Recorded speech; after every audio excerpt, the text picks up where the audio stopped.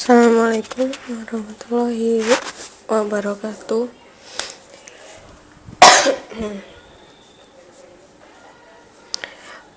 Di sini saya Lailur Rahmania dari kelas 2 D3 ITA NRP 21031211011.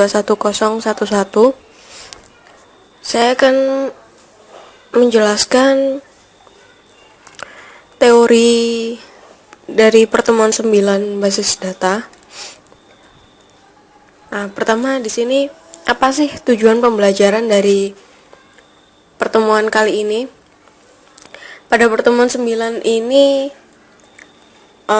yang pertama tujuannya adalah kita nanti akan memahami konsep basis data client server.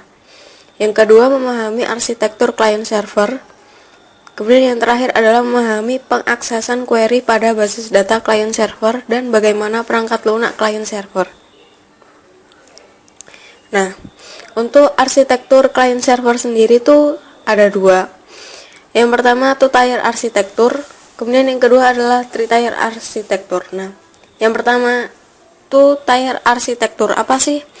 Di sini dijelaskan pada arsitektur ini server mengirim data dan klien mengakses data. Server memainkan peranan yang dominan pada arsitektur ini. Keuntungan sistem ini adalah kesederhanaan dan kompatibilitas dengan sistem yang legal. Nah, yang kedua adalah three-tier arsitektur. Pada model ini, layer direpresentasikan sebagai host, server, dan klien. Kemudian, server memainkan peranan sebagai penengah dengan mengirim aturan bisnis, yaitu prosedur atau constraint yang digunakan untuk mengakses data dari host. Kemudian pengaksesan query pada basis data client server. Bagaimana membagi fungsi DBMS antara klien dan server tidak ada ketentuan, sehingga banyak pendekatan yang berbeda ditawarkan. Satu kemungkinan adalah memasukkan fungsi dari DBMS terpusat pada level server. Nah, sejumlah DBMS relasional menggunakan pendekatan ini, di mana SQL Server disediakan untuk klien. Setiap klien harus menggunakan query SQL yang tepat dan menyediakan antarmuka pemakai dan fungsi antarmuka untuk bahasa pemrograman. Nah, kemudian untuk interaksi antara klien dan server. Nah, yang pertama klien itu melakukan parsing query pemakai dan memecahnya ke dalam sejumlah query independen untuk setiap tempat. Setiap query tersebut dikirim ke server yang sesuai. Kemudian proses yang kedua adalah setiap server memproses query lokal dan mengirim relasi hasil ke klien. Nah, untuk yang ketiga yaitu klien mengkombinasikan hasil subquery untuk memproduksi hasil dari query asal yang dikirim. Nah, kemudian ada 3 level model perangkat. Yang pertama adalah perangkat lunak server bertanggung jawab pada manajemen data lokal. Kebanyakan sama dengan perangkat lunak DBMS. Kemudian yang kedua adalah perangkat lunak klien bertanggung jawab untuk fungsi distribusi, mengakses informasi distribusi data dari katalog DDBMS, dan memproses semua permintaan yang membutuhkan akses ke lebih dari satu tempat. Hal ini juga ditangani semua antarmuka user.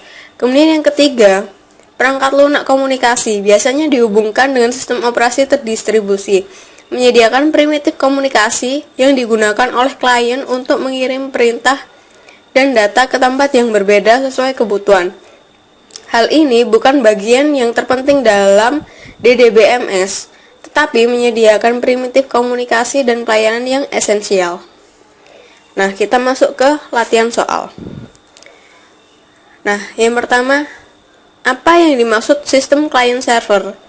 Nah, sistem client server adalah bentuk yang dikembangkan untuk aplikasi basis data terdistribusi. Faktor yang berpengaruh pada fungsi client server atau keduanya adalah perangkat keras dan perangkat lunak, protokol network, dan teknologi LAN atau WAN, kemudian komunikasi. Nah, untuk soal nomor 2, apa perbedaan konsep arsitektur client server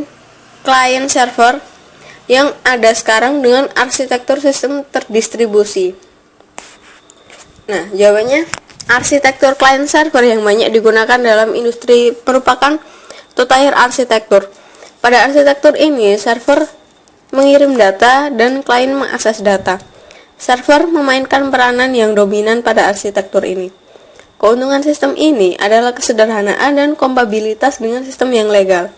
Sedangkan arsitektur sistem terdistribusi menjadi sangat populer untuk beberapa alasan. Yang pertama, implementasi yang relatif sederhana karena pembagian fungsi yang baik dan karena server tersentralisasi. Kedua, mesin server yang mahal utilisasinya tidak terpengaruh pada interaksi pemakai, meskipun mesin klien tidak mahal.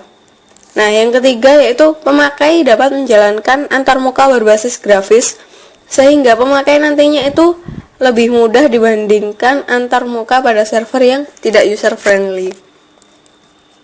Kita masuk ke soal yang nomor 3. Sebutkan bagaimana tugas host, server, dan server pada three-tier arsitektur.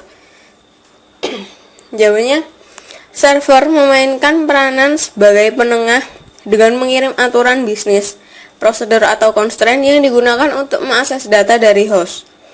Klien berisi antarmuka GUI dan beberapa aplikasi tambahan mengenai aturan bisnis. Kemudian server bertindak sebagai conduit of passing, memproses data dari host ke klien, di mana kemudian diproses atau difilter dan dipresentasikan ke pemakai dalam format GUI. GUI, Graphic User Interface.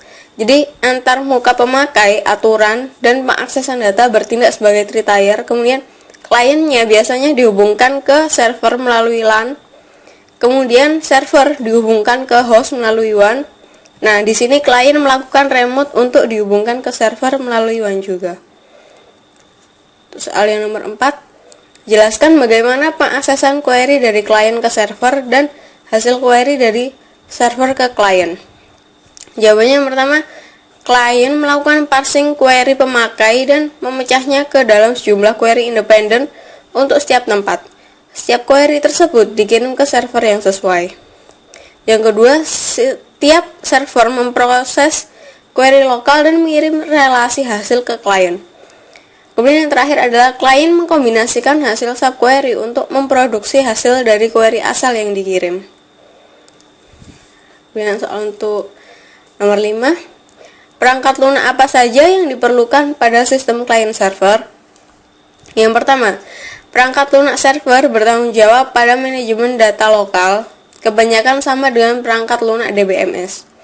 Kemudian yang kedua adalah perangkat lunak klien bertanggung jawab untuk fungsi distribusi, mengakses informasi distribusi data dari katalog DDBMS dan memproses semua permintaan yang membutuhkan akses ke lebih dari satu tempat. Hal ini juga ditangani semua antarmuka user.